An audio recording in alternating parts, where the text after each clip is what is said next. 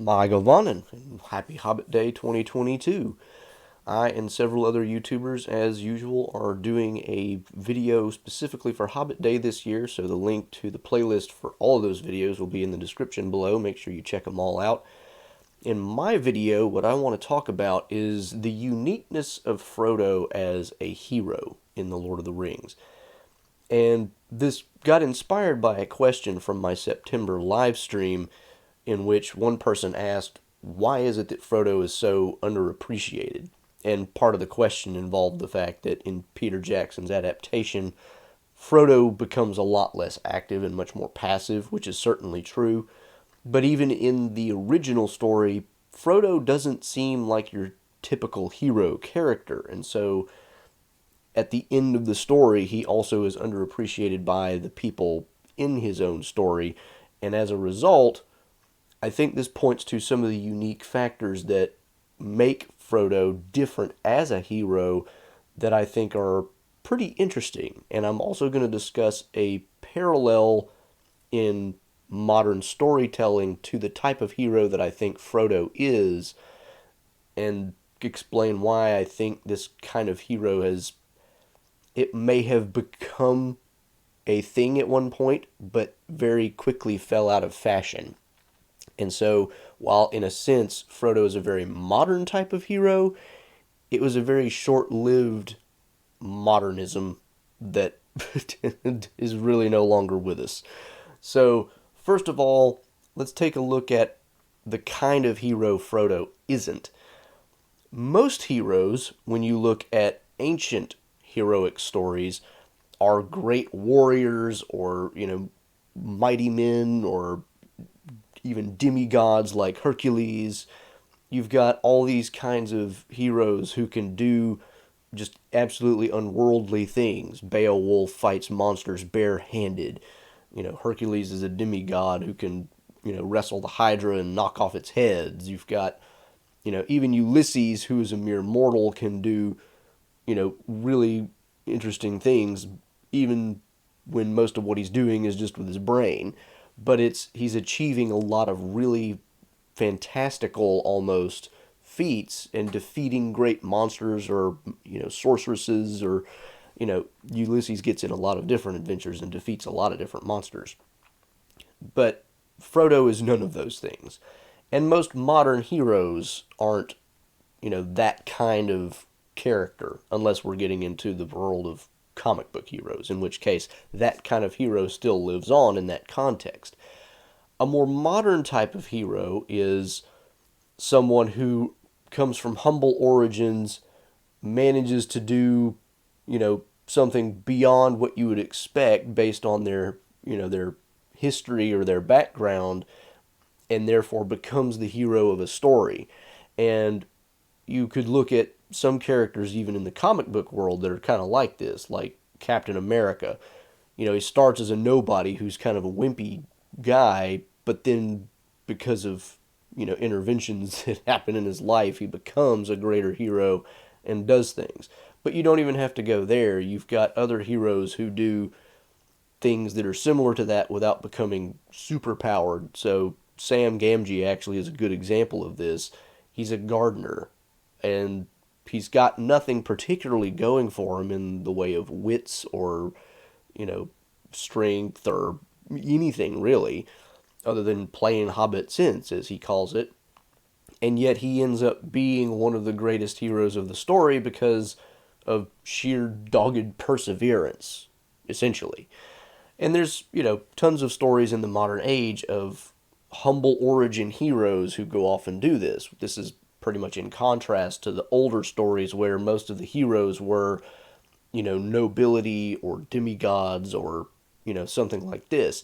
Frodo fits into neither category. He is neither a humble origins hero, nor is he a great person hero. He is, in a sense, in the humble origin category because he's a hobbit, but he's not, like Sam, a gardener. He is practically nobility in terms of who the hobbits are. And he also doesn't achieve a lot of things in his story. Sam achieves a lot of things, and by that I mean he kills Shelob. He manages to pull Frodo and himself through most of Mordor just on, just stubbornness, more or less. And Frodo doesn't do any of these things. Most of what Frodo does in the story is just kind of make decisions. And then when it comes to achieving the really difficult tasks, mostly it's Samwise who pulls him through that, and he's kind of relying on Sam to do it for him and to kind of be his motivation. That's not to say that Frodo is completely passive in the book, of course, because he's not. He is much more active in the book than he is in the movie. And in fact, in the movies, he is stripped of even active things like stabbing the cave troll. In the book, he actually runs up to the cave troll when it sticks its foot through the door in Moria and, stabs it with his foot. And then on Weathertop, he even attacks the Witch King. And he resists the Witch King, when he's at the ford of Rivendell. There are things that Frodo does that are much more active than what we get in Peter Jackson's movie, but they don't achieve much of anything, is my point. He is active, but he doesn't defeat great enemies. He doesn't overcome great obstacles on his own. None of this happens with Frodo. But he's the protagonist of the story, and certainly he is one of the two main heroes, we would say. The interesting thing is, Tolkien provides us with the two versions of the other types of heroes, because we have Sam on one hand, and then we have Aragorn on the other hand. Aragorn is very much in that classic vein of a Beowulf type hero. He's already great. He does more great things. He gets the great reward at the end. He does a lot of kind of superhuman stuff. Sam doesn't do anything superhuman, but he achieves magnificent things because of the values that he has, his loyalty, his humility, and all these other things that are very modern type of hero qualities, which you wouldn't find in a Beowulf. Beowulf is not humble. Beowulf, in no sense of the word, ever expresses humility. He brags about himself. Let's face it. So, Samwise is very much on the opposite end of the spectrum from Aragorn, and it's not that Aragorn is particularly arrogant or braggadocious or anything, but he's not humble either. He kind of hides his identity, but that's more out of a sense of stealth than out of, I don't want to show off who I am. So Tolkien gives us both of those types of heroes, but he also gives us a third type of hero in Frodo. So what is it that makes Frodo a hero if he's not a great person who achieves great things, but he's also not a humble person who achieves more than what you would necessarily expect of him? Let's sort that out. So the main things that we see Frodo actually doing in the story that have a significant impact on how the plot plays out are really in terms of his decision making, his wisdom, and his moral courage. That's really what his role in the story is.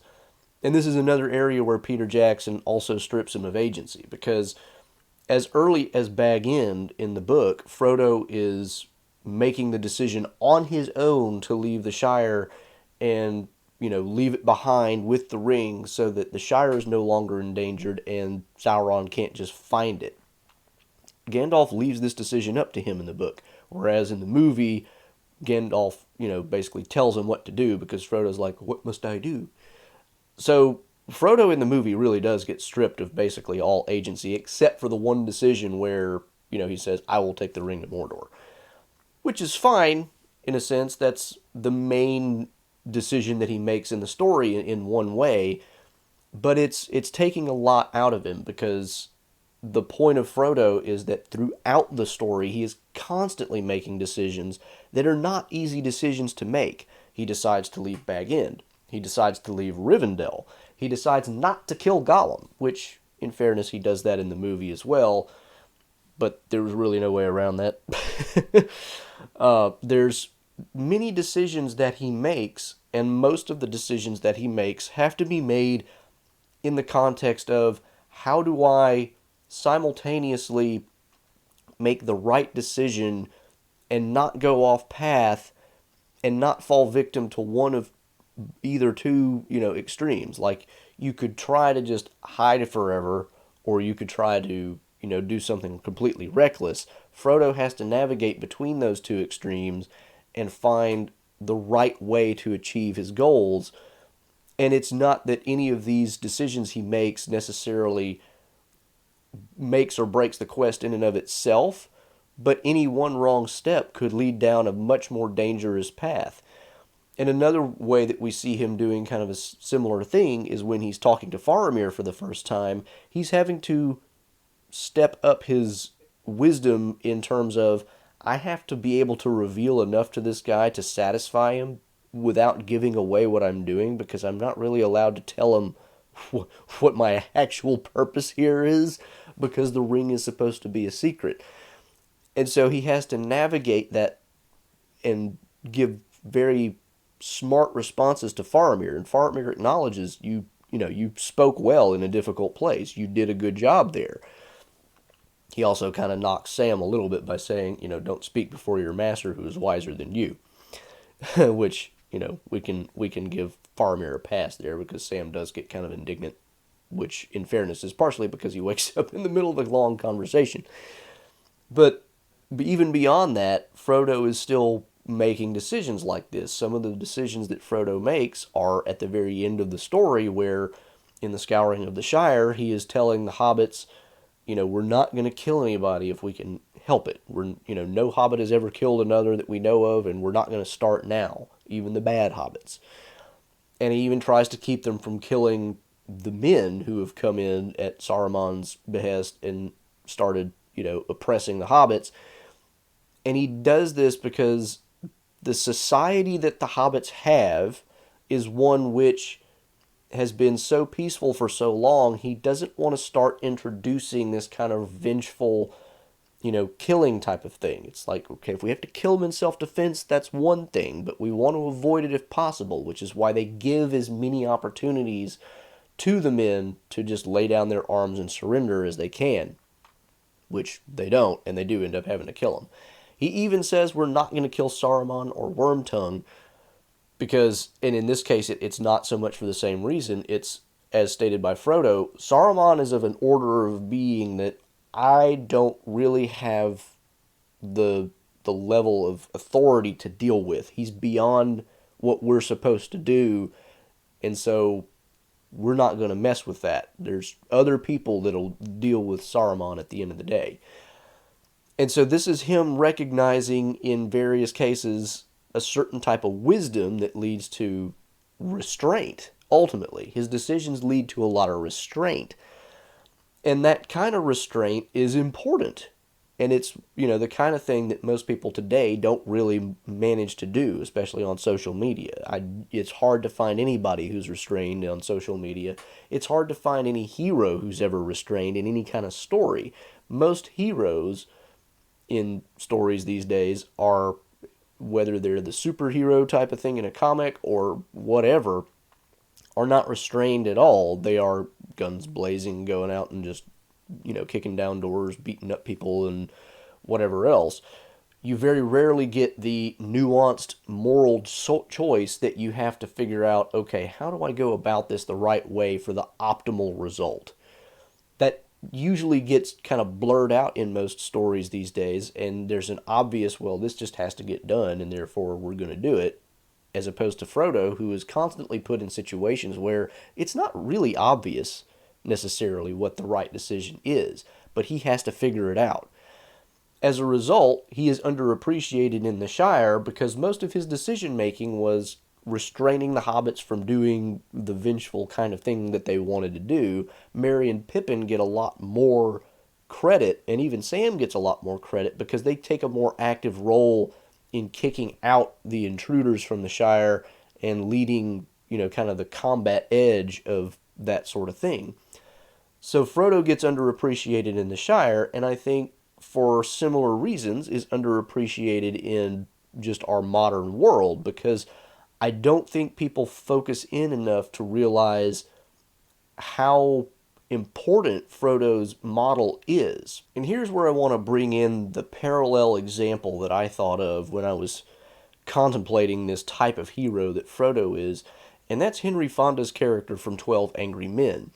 Now, if you haven't seen 12 Angry Men, you really should if you can find the opportunity. It's a story of 12 jurors who have to render a decision in a murder case, and the entire scene, or the entire movie, is shot in just a jury room with, like an adjacent bathroom. But, I mean, they never leave this area until the very end of the story. And Henry Fonda's role is that of a person who is bucking against the other 11 jurors who are all like, well, it's just obvious, let's just convict the guy. And Henry Fonda's like, well, I'm not so sure we're beyond a reasonable doubt yet. And everybody hates him for it at first. But he sticks to his ground, and he basically says, well, I have a few issues that I want to at least talk about. And in the progress of the movie, he keeps bringing up issues, and one by one, he convinces other jurors who then also start to think about their own experience of the trial that they witnessed and think, there's another small issue that might be a problem for the prosecution's case. And, it just goes and goes and goes. And in some cases, what some of the jurors are dealing with is their own prejudices. In some cases, it's just like, I want to get to the baseball game. In some cases, it's just, it seems obvious on the face of it, so why do we even need to think about it? And Henry Fonda is that still small voice in the story that is, but we need to actually really think about it. We need to put some thought into this. We're dealing with a man's life. It's not something that we should just rush into. We ought to take our time and do it. And Henry Fonda is, like Frodo, not completely passive in the story. It's not just a story about talking. Because it turns out Henry Fonda, and this is not really much of a spoiler because this comes out very early in the movie, in the very early proceedings, one of the points of contention is the knife that was apparently used as the murder weapon was this really unique knife, and who would have a knife like that? And so he's like, you really think it's that unique? And they're all like, well, yeah. And then he pulls out one exactly like it, and puts it on the table. And he says, I went out looking and found this just at a pawn shop. Like, how hard is it to find, this knife? Maybe not so, hard as you might think. So he's doing things like Frodo, taking actions, not just talking, but his actions aren't achieving like great, magnificent things, but they do achieve something, and they are important for the progression of the story. And so what I'm getting at here is Henry Fonda's character in this, and none of the characters are ever really named in the movie. They're just kind of juror number 1, 2, 3, 4, 5, His character in the movie is a pretty good parallel for Frodo, because most of what he's doing is navigating between the two extremes. It's like there's an obvious set of people who just think that, the conviction just ought to happen because the evidence is overwhelming, and then he's clearly innocent. He never says, I think he's clearly innocent, although I think in the back of his mind he may be thinking that he is, or at least that he's probably innocent. But he's at least, his argument at least, is only that I don't think that there's enough proof here to take this action. And that reminds me so much of Frodo in The Scouring of the Shire, because Frodo's like, look, yes, what these people have done is wrong, but we don't want to go to the extreme of committing vengeful killings or any of this other stuff.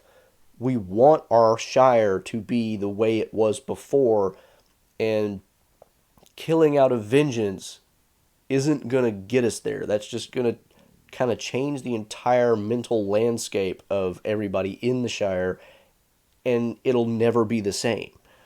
So, to me, these two stories are very parallel in that they are acting as a restraining force, and also because they are the voice of reason in an otherwise unreasonable situation. The hobbits around Frodo are all up in arms, literally and figuratively, and ready to do pretty much anything. The jurors in 12 Angry Men, other than Henry Fonda, are initially ready to just convict without putting any real thought into what they're doing. And it's only Frodo or Henry Fonda that really steps them back from the situation and says, hey, think about what you're doing for a minute and pay attention. And I think this has a lesson for our broader society because, like I said earlier, people don't tend to act with a whole lot of restraint. A lot of this is because of the way that our society has become completely polarized over the last several years. And nobody on either side is willing to look charitably at the other side and say, why do you think that? Do you maybe have some kind of point? And, maybe they do, maybe they don't. But we shouldn't immediately jump to the conclusion that if you disagree with me on this issue, you must just be bad. If I'm right wing, then you must just be woke if you disagree. If I'm left wing, you must be a right wing white supremacist, or, whatever the case is. Both sides have a tendency to jump to the absolute worst conclusions about the people they're talking to without engaging at all. And in some cases, that may be accurate. Some people on the right who see what people on the left say may be right in accusing some of those people of being, fairly, far left. And people on the left who see what some right-wing people say may be accurate in thinking that they're pretty far right. But what happens is you tend to lump everybody in the same extreme other category and not really recognize when some people are closer to the middle or even maybe on your side slightly, but just disagreeing on a particular point.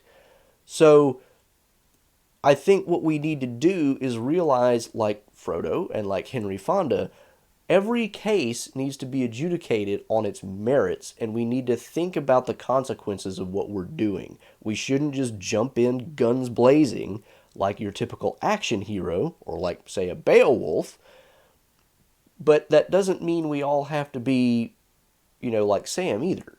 All of us can be in the position of Frodo, because all of us ultimately are always in the position of having to make moral judgments and moral choices. Not necessarily every minute of every day, but sooner or later you have to make those judgments.